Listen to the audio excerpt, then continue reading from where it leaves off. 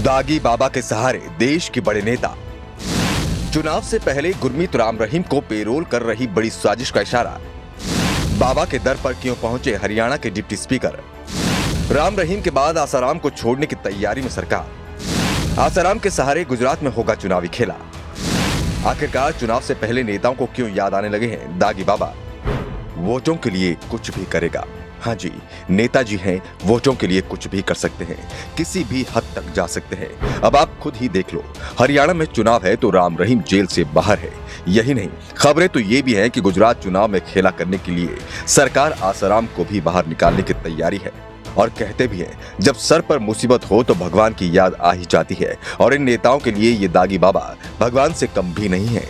अब हरियाणा में देख लो, जहां जेल में बंद गुरमीत राम रहीम को पंचायत चुनाव और राज्य में हो रहे 2 विधानसभा सीटों पर उपचुनाव से पहले पेरोल मिल गई है। राम रहीम अपने आश्रम में जाकर लोगों को प्रवचन दे रहा है। उसके दर पर हरियाणा के डिप्टी स्पीकर पहुंच रहे हैं, साथ ही शहर के मेयर भी पहुंच रहे हैं। तो इन लोगों का प्रभाव इतना बड़ा हो जाता है कि लोग इनके कर्मों को नजरअंदाज कर केवल फोटो की खातिर इनके पैरों में दंडवत हो जाते हैं।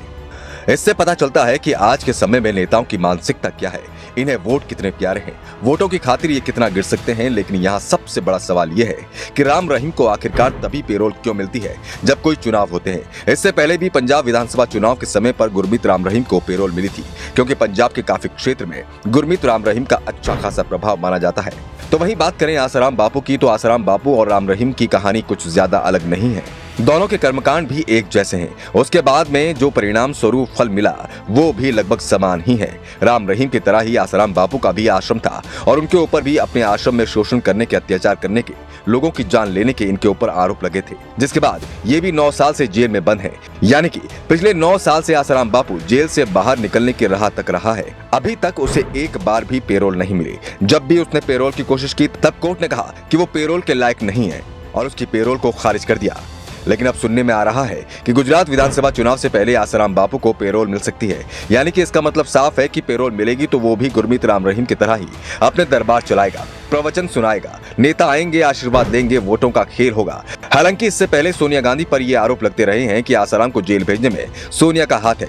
बीजेपी नेता सुब्रमण्यम स्वामी तो कई बार इस बात को दोहरा चुके हैं कि आसाराम को जेल में भेजने के पीछे सोनिया गांधी का षड्यंत्र है। तो ऐसे में चुनाव से पहले अगर आसाराम को पेरोल मिलती है तो ये कोई बड़ी बात नहीं होगी, क्योंकि नेता वोट के लिए कुछ भी कर सकते हैं। हालांकि पेरोल पर कोर्ट ने सरकार से सुझाव मांगा है।